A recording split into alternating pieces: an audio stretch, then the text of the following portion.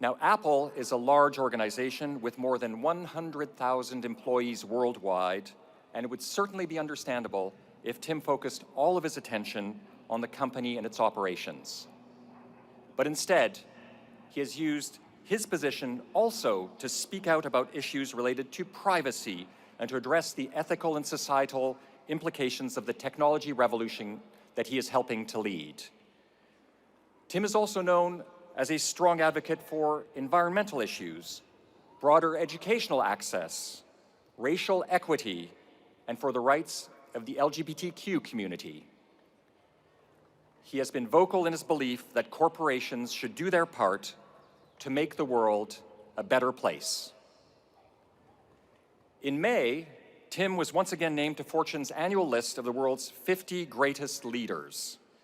He was named Person of the Year by the Financial Times in 2014, and he's been honored with the museum's Free Speech Award for using his spotlight to take a public stand on important social issues. In 2018, the Southern Christian Leadership Conference presented Tim with its Keeper of the Dream Award for Human Rights during its observation of the 50th anniversary of the death of Dr. Martin Luther King, Jr. Tim is truly using his influence to focus beyond his own company's operations and to address the broader societal context. And I hope that you, class of 2019, will embrace his example. Wherever your own path takes you, you will have opportunities to use your platform to address the challenges of our time and to make your corner of the world a little brighter. As Tim Cook has, as the Stanfords did, I hope you will let your values guide you on your journey to living a life of purpose and a life of impact. Please join me in welcoming Tim Cook.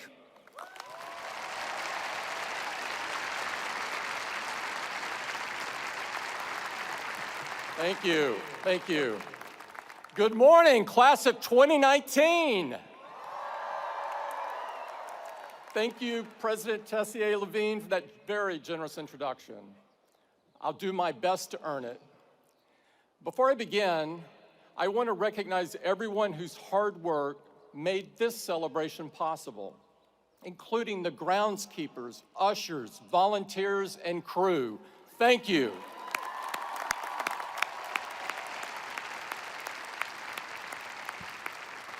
I am deeply honored and frankly a little astonished to be invited to join you for this most meaningful of occasions. Graduates, this is your day, but you didn't get here alone. Family and friends, teachers, mentors, loved ones, and of course your parents all work together to make you possible, and they share your joy today. Here on Father's Day, let's give the dads in particular a round of applause.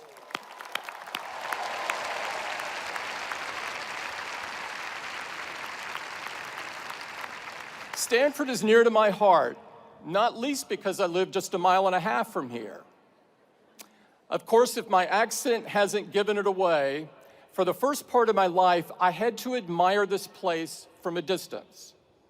I went to school on the other side of the country at Auburn University in the heart of landlocked eastern Alabama. You may not know this, but I was on the sailing team all 4 years. It wasn't easy. Back then, the closest marina was a 3-hour drive. For practice, most of the time, we had to wait for a heavy rainstorm to flood the football field. And tying knots is hard. Who knew? Yet somehow, against all odds, we managed to beat Stanford every time. We must have gotten lucky with the wind. Kidding aside, I know the real reason I'm here, and I don't take it lightly. Stanford and Silicon Valley's roots are woven together. We're part of the same ecosystem. It was true when Steve stood on the stage 14 years ago. it's true today, and presumably it'll be true for a while longer still. The past few decades have lifted us together. But today, we gather at a moment that demands some reflection. Fueled by caffeine and code, optimism and idealism, conviction and creativity, generations of Stanford graduates and dropouts have used technology to remake our society. But I think you would agree that lately, the results haven't been neat or straightforward. In just the 4 years that you've been here at the farm, things feel like they've taken a sharp turn. Crisis has tempered optimism. Consequences have challenged idealism. And reality has shaken blind faith. And yet we are still drawn here, for good reason. Big dreams live here, as do the genius and passion to make them real. In an age of cynicism, this place still believes that the human capacity to solve problems is boundless. But so it seems is our potential to create them. That's what I'm interested in talking about today. Because if I've learned one thing, it's that technology doesn't change who we are, it magnifies who we are, the good and the bad. Our problems in technology, in politics, wherever, are human problems.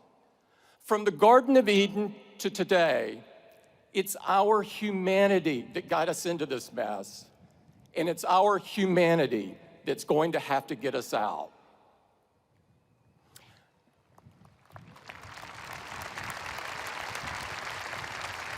First things first, here's a plain fact. Silicon Valley is responsible for some of the most revolutionary inventions in modern history.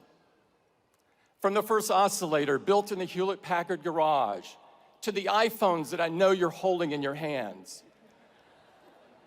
Social media, shareable videos, snaps and stories that connect half the people on Earth.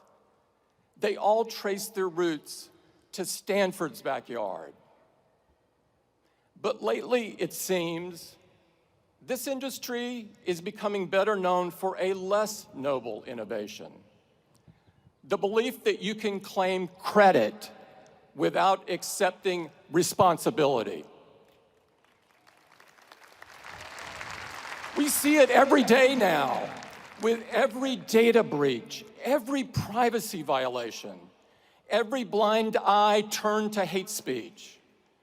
Fake news poisoning our national conversation.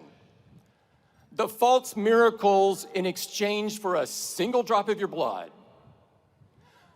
Too many seem to think that good intentions excuse away harmful outcomes.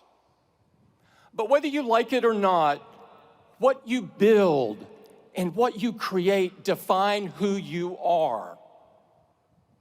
It feels a bit crazy that anyone should have to say this. But if you've built a chaos factory, you can't dodge responsibility for the chaos. Taking responsibility means having the courage to think things through. And there are few areas where this is more important than privacy. If we accept as normal and unavoidable that everything in our lives can be aggregated, sold, or even leaked in the event of a hack, then we lose so much more than data. We lose the freedom to be human. Think about what's at stake. Everything you write, everything you say, every topic of curiosity, every stray thought, every impulsive purchase, every moment of frustration or weakness, every gripe or complaint, every secret shared in confidence. In a world without digital privacy, even if you have done nothing wrong other than think differently, you begin to censor yourself. Not entirely at first, just a little, bit by bit. To risk less, to hope less, to imagine less, to dare less, to create less, to try less, to talk less, to think less. The chilling effect of digital surveillance is profound, and it touches everything. What a small, unimaginative world we would end up with. Not entirely at first, just a little, bit by bit. Ironically, it's the kind of environment that would have stopped Silicon Valley before it had ever gotten started. We deserve better. You deserve better. If we believe that freedom means an environment where great ideas can take root, where they can grow and be nurtured without fear of irrational restrictions or burdens, then it's our duty to change course.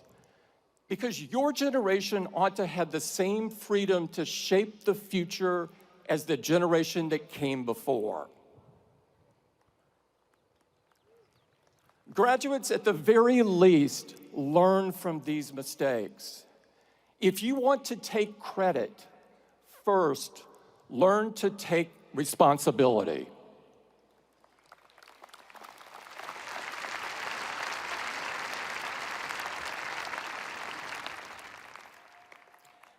Now, a lot of you, the vast majority, won't find yourselves in tech at all. That's as it should be. We need your minds at work far and wide because our challenges are great and they can't be solved by any single industry. No matter where you go, no matter what you do, I know you will be ambitious. You wouldn't be here today if you weren't. Match that ambition with humility, a humility of purpose. That doesn't mean being tamer, being smaller, being less in what you do. It's the opposite. It's about serving something greater.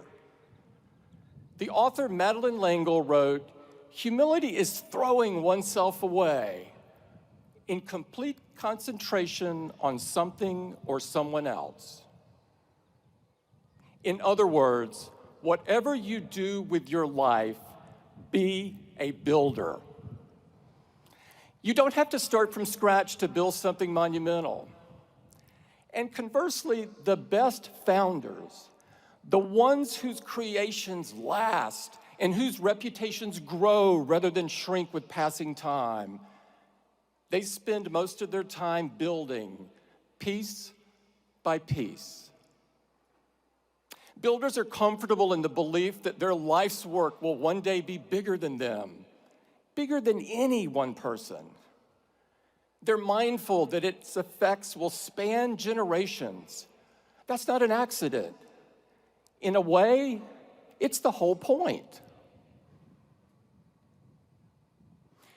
In a few days, we will mark the 50th anniversary of the riots at Stonewall.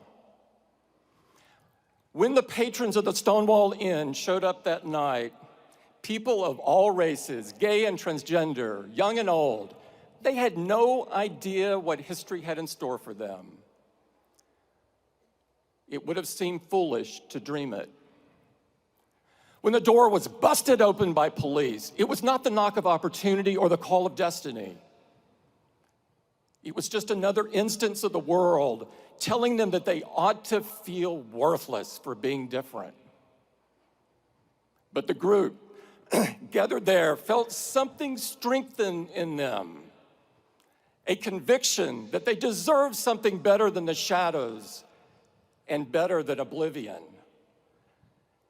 And that if it wasn't going to be given, then they were going to have to build it themselves. I was 8 years old and 1,000 miles away when Stonewall happened. There were no news alerts, no way for photos to go viral, no mechanism for a kid on the Gulf Coast to hear these unlikely heroes tell their stories. Greenwich Village may as well have been a different planet, though I can tell you that the slurs and hatreds were the same. What I would not know for a long time was what I owed to a group of people I never knew in a place I'd never been. Yet I will never stop being grateful for what they had the courage to build.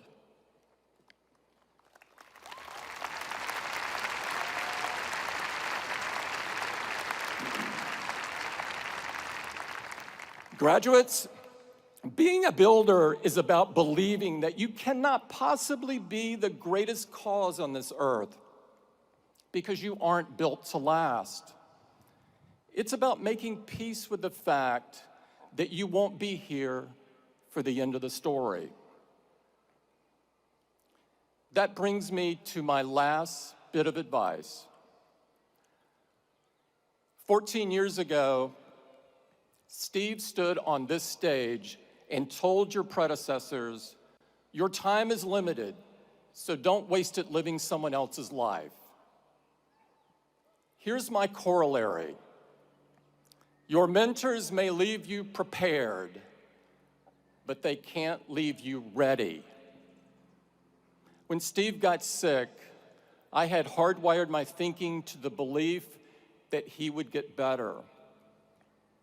I not only thought he would hold on, I was convinced down to my core that he'd still be guiding Apple long after I, myself, was gone. Then one day, he called me over to his house and told me that it wasn't going to be that way. Even then, I was convinced he would stay on as chairman, that he would step back from the day-to-day but always be there as a sounding board. But there was no reason to believe that. I never should have thought it. The facts were all there. And when he was gone, truly gone, I learned the real, visceral difference between preparation and readiness. It was the loneliest I've ever felt in my life, by an order of magnitude. It was one of those moments where you can be surrounded by people, yet you don't really see, hear, or feel them. But I could sense their expectations. When the dust settled, all I knew was that I was going to have to be the best version of myself that I could be. I knew that if you got out of bed every morning and set your watch by what other people expect or demand, it'd drive you crazy. So what was true then is true now. Don't waste your time living someone else's life. Don't try to emulate the people who came before you to the exclusion of everything else, contorting into a shape that doesn't fit. It takes too much mental effort that should be dedicated to creating and building. You'll waste precious time trying to rewire your every thought, and in the meantime, you won't be fooling anybody. Graduates, the fact is, when your time comes, and it will, you'll never be ready. But you're not supposed to be. Find the hope in the unexpected. Find the courage in the challenge. Find your vision on the solitary road. Don't get distracted. There are too many people who want credit without responsibility. Too many who show up for the ribbon cutting without building anything worth a damn. Be different. Leave something worthy. And always remember that you can't take it with you. You're going to have to pass it on. Thank you very much, and congratulations to the class of 2019.